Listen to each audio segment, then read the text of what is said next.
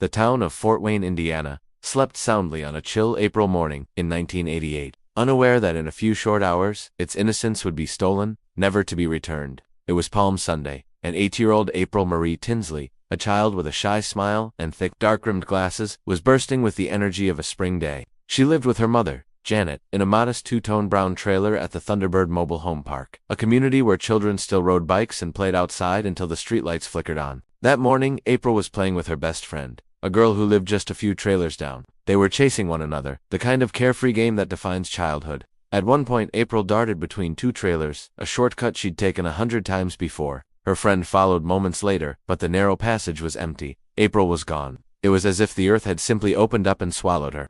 The investigation launched with the frantic energy of a community in shock. Police scoured the neighborhood, dragged nearby ponds, and interviewed every resident. Janet Tinsley, her face etched with a terror no parent should ever know, pleaded for her daughter's return. But there were no witnesses, no screams heard, no signs of a struggle. It was a clean, chilling abduction. For 3 days, Fort Wayne held its breath.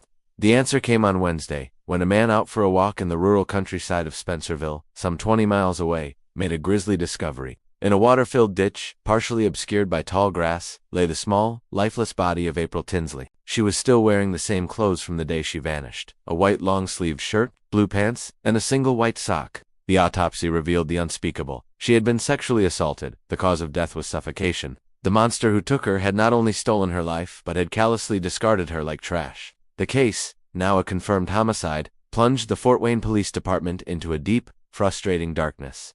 They had a victim, a crime scene of sorts, and a profound sense of outrage, but little else. The lack of witnesses and forensic technology in the late 1980s created a brick wall. Who could have snatched a child from her own yard in broad daylight without a trace? The profile was of a bold, opportunistic predator, someone perhaps familiar with the area, someone who could move without drawing attention. But leads dried up, tips led nowhere, and the case, while never closed, grew cold. The file on April Tinsley sat in a cabinet, a haunting monument to a failure of justice. For the detectives who had worked it, the image of that little girl in the ditch was a ghost that never faded. For Janet Tinsley, life became a long, gray ache of absence. And for the killer, it was a perfect crime. He had gotten away with it, or so he thought. For years past, the memory of April Tinsley began to recede from the public consciousness, a tragic but closed chapter. Then, in the fall of 1990, the ghost stirred on the wooden slats of a barn near a road where children waited for their school bus. A message appeared, scrawled in black marker. It was addressed to the police.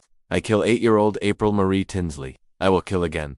The words were a slap in the face to a healing community. This was no confession born of guilt. It was a taunt, a boast. The killer was not hiding in the shadows. He was watching, and he was proud. The message sent a fresh wave of fear through parents, but it also gave investigators a new, chilling piece of evidence. His voice, he was communicating. He wanted credit, and he was promising more blood.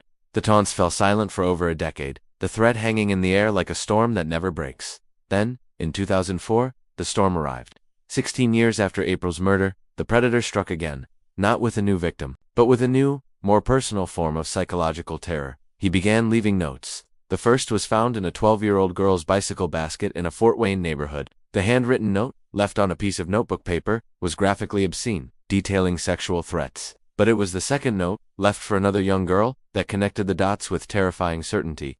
This note was accompanied by used condoms and a Polaroid photograph. The message was vile, threatening to rape and kill the child, and it contained a line that made every detective's blood run cold. Hi honey, I've been watching you. I am the same person that kidnapped, raped, and killed April Tinsley. He had signed his work, he was back, and he was hunting in the same city where he had begun. The evidence was both a breakthrough and a nightmare. The condoms were a potential goldmine for DNA, a technology that had advanced in leaps and bounds since 1988. The notes were a direct psychological profile, a window into the mind of a narcissistic, taunting individual who believed he was smarter than the entire police force. He was careful, wearing gloves to handle the notes and condoms, but he had made a critical error. On the seal of one of the condoms, forensic technicians found a tiny, almost invisible speck of saliva. It was enough. They extracted a DNA profile. For the first time, they had a scientific fingerprint of the man who had killed April Tinsley. It was the key that would one day unlock the entire case. But for now, it was a key without a lock. They ran the profile through CODIS, the national DNA database, but found no match. The killer was not in the system. He was still out there, a ghost with a name they couldn't yet speak. The investigation now had a dual focus: solve the historical homicide and prevent the next one. Police launched an unprecedented effort, a DNA dragnet targeting specific populations. They identified men who lived in the areas where the notes were left, men with certain types of criminal records, men who fit the evolving profile. They began asking for voluntary DNA samples, a massive undertaking that required immense diplomatic skill. Many complied, wanting to clear their names and help catch a child killer. Others refused, exercising their legal rights. Each refusal was a frustration, a potential suspect slipping through the net. For years, the dragnet continued, collecting hundreds of samples. Each one was compared against the killer's DNA. Each one came back as an exclusion. The ghost remained at large. The pressure was immense. How could they look Janet Tinsley in the eye and tell her they had her daughter's killer's DNA, but they couldn't find the man it belonged to? The answer would not come from a direct hit in the database, but from a quiet, decades-long revolution in forensic science, genetic genealogy. By 2018, the technique had begun to solve cold cases that once seemed hopeless.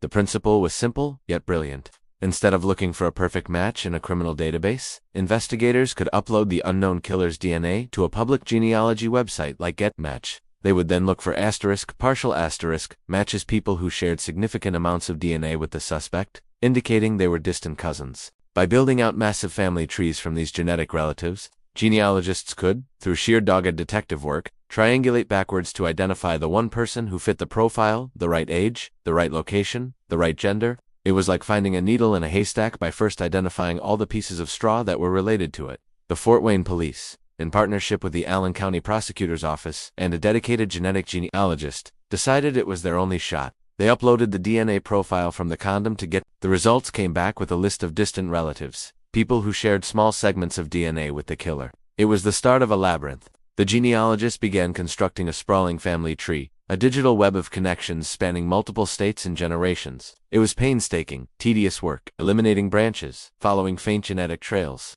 Slowly, a picture began to emerge. The common ancestors of these DNA matches were a couple from the 19th century. From them, the genealogists traced the lines down, generation by generation, following the path of the Y chromosome that is passed from father to son. They narrowed it down to one specific branch of the family, then to a set of brothers, and finally, to one man. His name was John Miller. He was not a shadowy figure from the fringes of society. John Miller was a 59-year-old man who lived in a simple gray-frame house on a quiet tree-lined street in Fort Wayne, just a few miles from where April Tinsley had been abducted and where the threatening notes had been left. He was a neighbor, a fixture. He was a man who, for 30 years, had attended church, held jobs, and blended in perfectly. He was the ghost they had been hunting, living in plain sight. On a Monday in July 2018, detectives converged on his home. They needed to confirm his identity with absolute certainty. They watched as he left his house, walked to a nearby gas station, and bought a soda. After he left, detectives entered the store and retrieved the straw he had used, a discarded item that now held the weight of 30 years of justice. They rushed it to the lab. The DNA was a perfect match. The wait was over.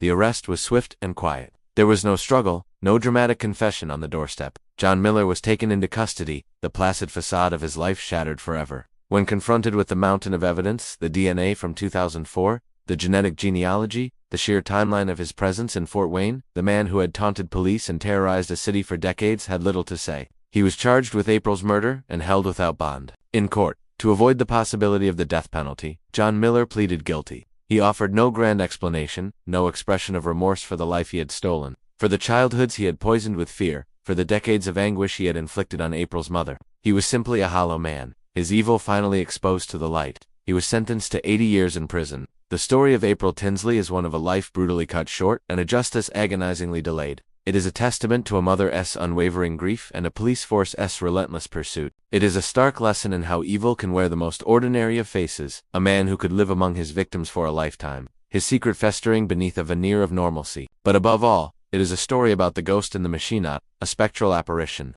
but the ghost of a little girl, whose memory refused to fade and whose voice, silent for so long, was finally heard through the silent, irrefutable language of science. The man who thought he had committed the perfect crime was ultimately undone by his own arrogance and a single careless speck of saliva. He thought he had buried his secret in a ditch in 1988, but some ghosts refuse to stay in the ground. If stories like this keep you hooked, hit subscribe for more.